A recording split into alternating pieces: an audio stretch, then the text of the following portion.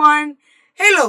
അപ്പം മക്കളെ നമ്മുടെ ഗിവൻ ട്രീ എന്ന് പറയുന്ന പാഠത്തിൽ നമുക്കൊരു ക്വസ്റ്റ്യൻ ഒന്ന് ഡിസ്കസ് ചെയ്യാം. ഓക്കെ, നമ്മുടെ മാനിലെ എല്ലാ കാര്യങ്ങളും എല്ലാ ആവശ്യങ്ങളും നമ്മുടെ മരത്തെ കൊണ്ട് നടത്തിപ്പിച്ചിട്ട് അവസാനം മരത്തിൻ്റെ അടുത്ത് വന്നിട്ട് എന്ത് ചെയ്യുന്നുണ്ട്, അവിടെ ഇരുന്ന് വിശ്രമിക്കുന്നുണ്ട്.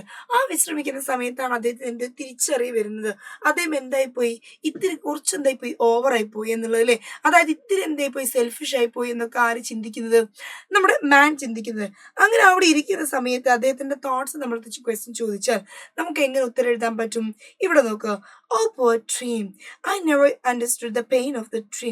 അദ്ദേഹത്തിന് ഒരിക്കലും അദ്ദേഹം ഒരിക്കലും എന്ത് ചെയ്തിട്ടില്ല, നമ്മുടെ മരത്തെക്കുറിച്ച് മരത്തിന്റെ വേദനയെക്കുറിച്ച് ചോദിച്ചിട്ടില്ല.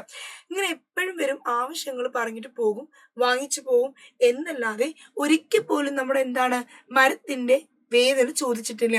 ബോട്ട് വേണമെന്ന് പറഞ്ഞപ്പോൾ മരം വെട്ടിക്കൊണ്ടുപോയി, വീടെടുക്കണമെന്ന് പറഞ്ഞപ്പോൾ മരം വെട്ടിക്കൊണ്ടുപോയി, പൈസ വേണമെന്ന് പറഞ്ഞപ്പോൾ ഫ്രൂട്ട്സ് കൊണ്ടുപോയി. അപ്പൊ ഇങ്ങനെ ഓരോ ആവശ്യങ്ങൾക്ക് അനുസരിച്ച് മരത്തിന് ഉപയോഗിക്കുക എന്നല്ലാതെ ഒരു പ്രാവശ്യം പോലും നമ്മുടെ മരത്തിന്റെ ടെൻഷൻ വിഷമം എന്ത് ചെയ്തിട്ടില്ല, ഇദ്ദേഹം മനസ്സിലാക്കിയിട്ടില്ലേ.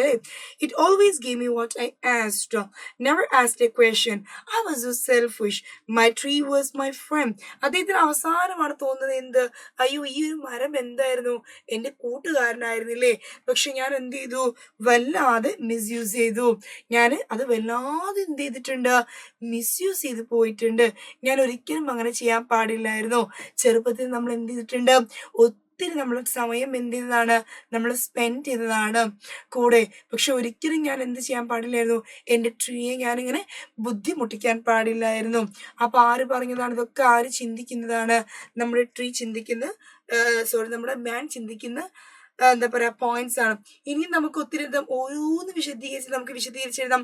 ഫ്രൂട്ട്സിന്റെ സമയത്ത് ക്യാഷുമായി കൊണ്ടുപോയത് നമുക്ക് എഴുതാം. ഓക്കെ, ഫ്രൂട്ട്സ് പൈസയുടെ ആവശ്യം വന്ന സമയത്ത് ഫ്രൂട്ട്സ് എടുത്ത് മാർക്കറ്റിൽ കൊണ്ടുപോയി വിറ്റ് നമുക്ക് എഴുതാം. അതേപോലെ ബോട്ട് ഉണ്ടാക്കാൻ മരം വെട്ടിയത് എഴുതാം. വീടുണ്ടാക്കാനുള്ള സമയത്ത് മരം വെട്ടിക്കൊണ്ടുപോയി നമുക്ക് എഴുതാം. ഒത്തിരി കാര്യങ്ങൾ എഴുതാം. ഓരോ പ്രാവശ്യവും നമ്മുടെ മനുഷ്യനെ കാണുമ്പോൾ മരം സന്തോഷിച്ചതും എന്നിട്ട് അതിനെ മൈൻഡ് ചെയ്യാതെ ആവശ്യങ്ങൾ മാത്രം വന്ന് ചോദിച്ചു വാങ്ങിക്കൊണ്ടുപോയതും നമുക്ക് എഴുതാം. ഇങ്ങനെ എല്ലാ പോയിന്റ്സും വേണമെങ്കിൽ നമുക്ക് ഇതിലേക്ക് ആഡ് ചെയ്യാം.